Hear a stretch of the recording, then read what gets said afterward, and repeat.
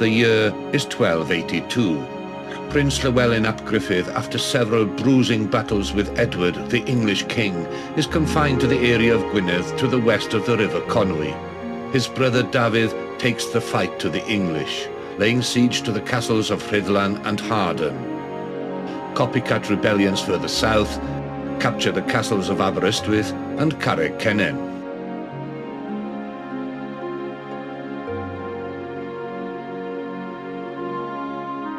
It seems that Llywelyn had decided that 1282 was going to be a quiet year for him. He was not particularly enthusiastic about Dafydd's exploits in the northeast. Llywelyn was about to become a father for the first time.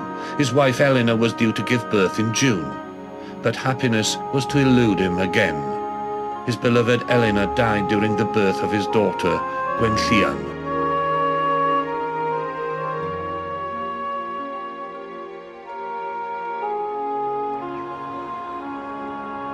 This heartbreaking event must have influenced Llywelyn's decision to leave his castle at Abergwyngregin in the heart of Snowdonia, throw caution to the wind and join his brother's fight against the English.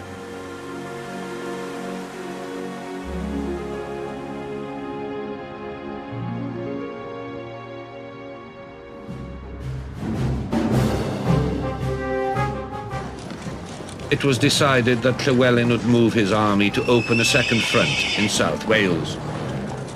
And that's how, on Thursday the 10th of December 1282, Llywelyn, along with an army of 160 cavalry and 7,000 foot soldiers, came to be marching their way south through the mists of these moorlands of Bwlch y Sarnau.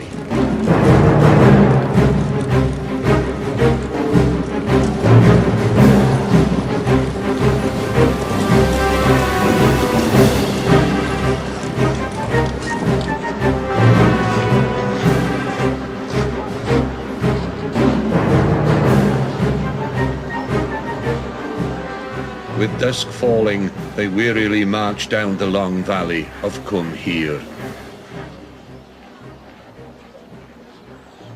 Their rest that night would be an encampment alongside Clywedog Brook in the shadow of the magnificent Cistercian Abbey of Cwm Hir.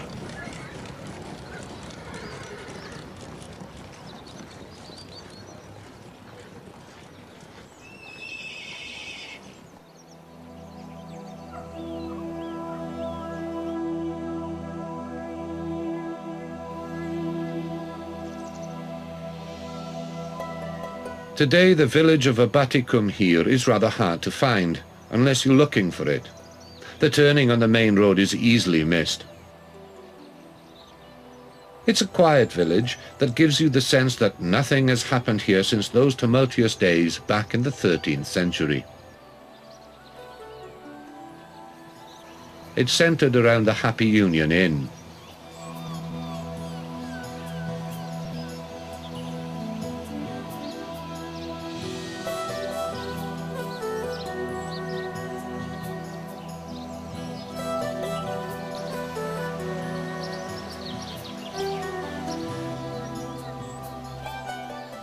The church is interesting, built in 1865 by Mary Phillips, the sister of Squire Phillips of Abati Cwm Hir Hall. It's dedicated to St. Mary, in keeping with the Cistercian tradition of venerating the Virgin.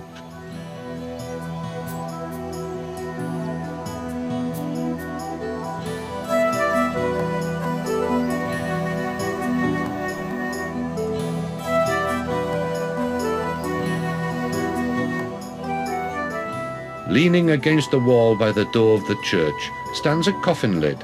It was discovered during excavations at the abbey in the 19th century. It bears the inscription, "Here lies Mabley, to whom God be merciful." No one knows who Mabley was.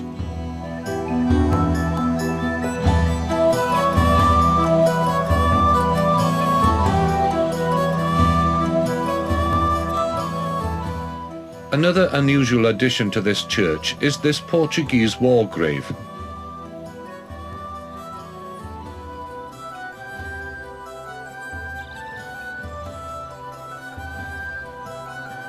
Both St Mary's Church and the Hall were built by the Phillips family on the proceeds of the Manchester cotton trade. In 1282, the abbey must have been a phenomenal sight. The largest church in Wales, rivaling Durham Cathedral, with a nave of 14 bays stretching 242 feet or 73 meters. 60 Cistercian monks called it home at the time. It was despoiled in turn by Owain Glyndŵr and Henry VIII during the dissolution. After being used as a fortress by the Royalists in the Civil War, it became a stone quarry for other local buildings.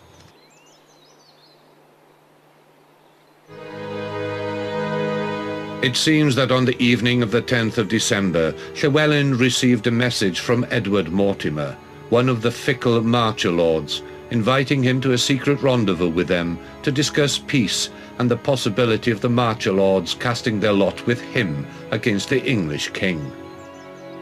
Depending on political expediency, they were just as likely to fight for Llywelyn as against him.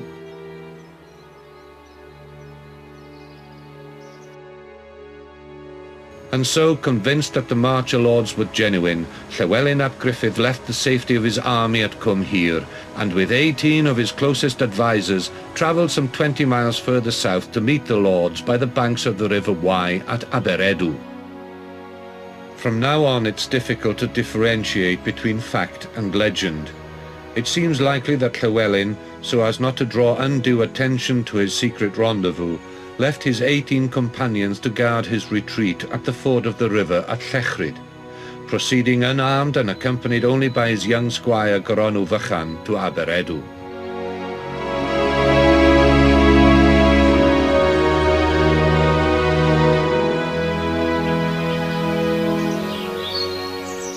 Local legend tells us that on arrival Llywelyn attended Mass here at St. Cewyr's Church, officiated by a white monk of the Cistercian order.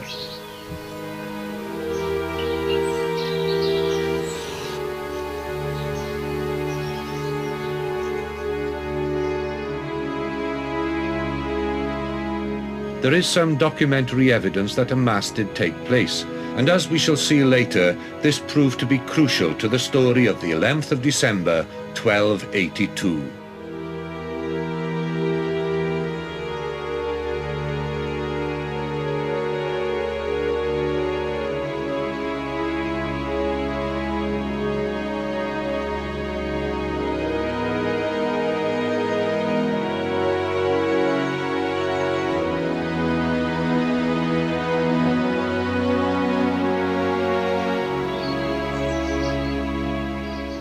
That day the landscape was white with a thick covering of snow. Due to the secrecy of his mission, it is safe to assume that Llywelyn would have wanted to avoid attracting any attention from the occupants of the castle at Aberedu, even though it was probably in the hands of Welsh princelings and likely supporters of Llywelyn.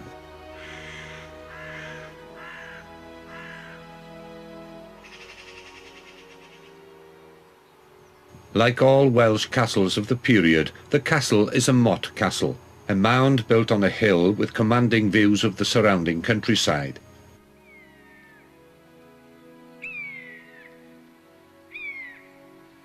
A keep would be built on top of the mound, and a ditch dug all the way around to provide security from attack. In this case, the ditch only went 3/4 of the way around. The rear of the castle was defended by a 300-foot sheer drop to the River Edu below.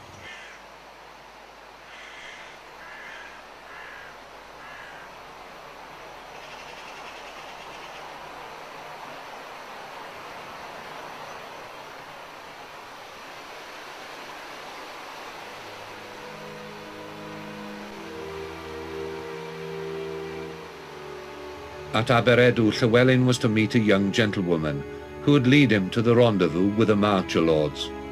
The gentlewoman failed to materialize. The whole thing was a plot by Mortimer and John Gifford, the constable of Builth Castle, to trap and kill Llywelyn.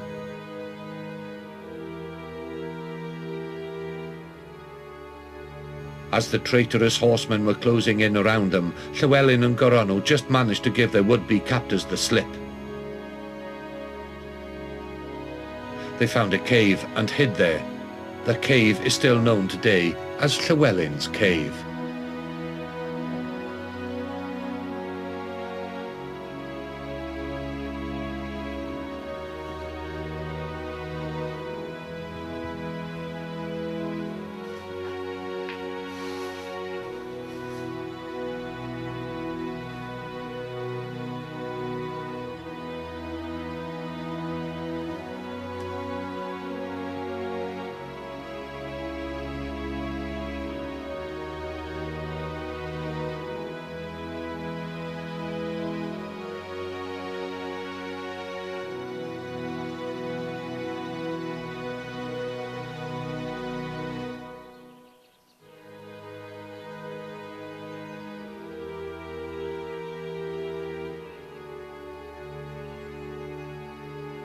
Once Llywelyn thought it safe, he and Gronw quickly made their way back to the ford at Llechryd, where they had left their 18 compatriots.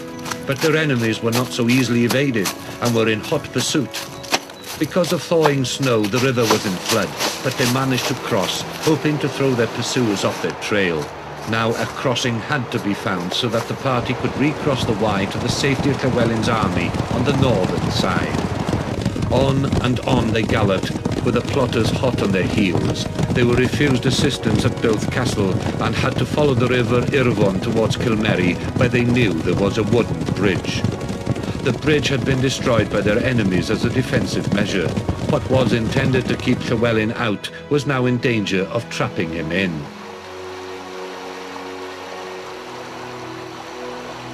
Further along the river they came to this ford. Local tradition maintains that Llywelyn crossed here. Here the 18 decided to stay and defend the crossing, buying time for Llywelyn and Gronw to make their way towards his army. Up this path they ran in the direction of the village of Kilmerry. Unknown to them, Mortimer's men had crossed the river and were already on the northern side and heading at speed towards them. Llywelyn, sure he was safe, made his way to the grange at Llanfair to ask for food. The Mortimers, along with Gifford, were riding hard towards the ford, where the 18 brave defenders waited. They fought bravely, but were overwhelmed. All 18 were slain. A little later, 2 lancers, brothers Stephen and Adam of Frankton, came across an unarmed man and a boy. One ran his lance through the lad, killing him. The other pursued the man through a dingle. He ran his spear through him, mortally wounding him. As he lay dying in his own blood, the unarmed man asked for a priest. It was then that the man was recognized as Llywelyn. He was killed and his head hewn from his body, most probably by Roger Lestrange. It was taken to Edward at Rhuddlan Castle. The head was paraded through the streets of London on the point of a lance, crowned with ivy to show that he was the king of the outlaws. It was placed on a spike outside the Tower of London, where it was left to rot for 15 years. Later that day, Llywelyn's army, totally unaware of events, were taken by surprise. All of Llywelyn's cavalry was slain, along with 3,000 of his foot soldiers.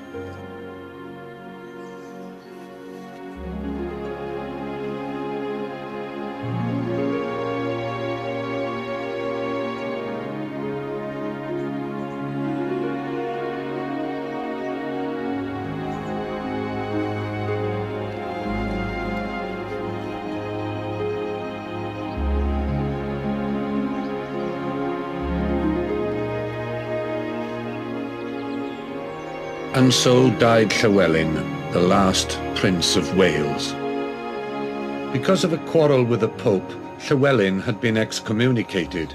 His body could not be buried in consecrated ground. However, when Archbishop Peckham of Canterbury heard of Llywelyn's Mass at St. Cewith's Church on the morning of the 11th, and his request for a priest as he lay dying, he took this as a sign of repentance, and allowed the monks of Cwnhir to bury Llywelyn's body within the abbey. This betrayal was particularly galling. The traitors almost to a man were, either through blood or marriage, Llywelyn's own kin. Llywelyn's brother was captured on the slopes of Cadair Idris, dragged through the streets of Shrewsbury and hung, drawn and quartered.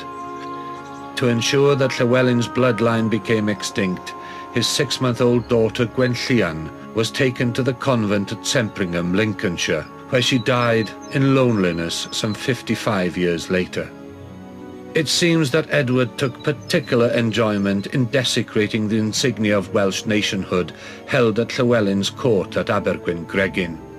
Crowns and seals of Llywelyn, along with the treasured Coron Arthur, were appropriated for Westminster. A fragment of the true cross, a groes naid, was taken and paraded through the streets of London, Edward placarding to the world the extinction of the House of Gwynedd and the Welsh nation.